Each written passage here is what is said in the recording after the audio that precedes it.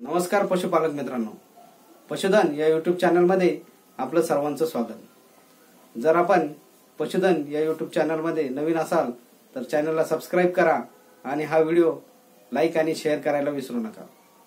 मागच्या व्हिडिओमध्ये आपण घरच्या घरी कॅल्शियम कसं तयार करायचं हे बघितलं होतं।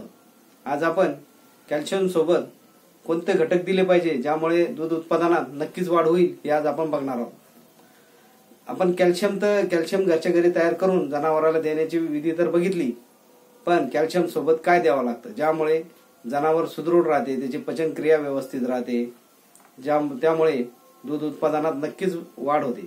तर कॅल्शियम सोबत बरेचसे मिनरल्स आणि व्हिटॅमिन्सची आवश्यकता असते। मिनरल जर बघायला गेलं तर मॅग्नेशियम, फॉस्फरस, कॉपर असे बरेचसे मिनरल्सची आवश्यकता असते। तसेच काही व्हिटॅमिन्सची आवश्यकता असते।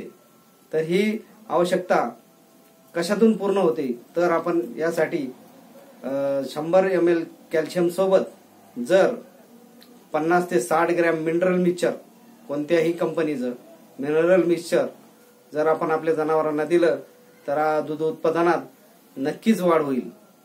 धन्यवाद।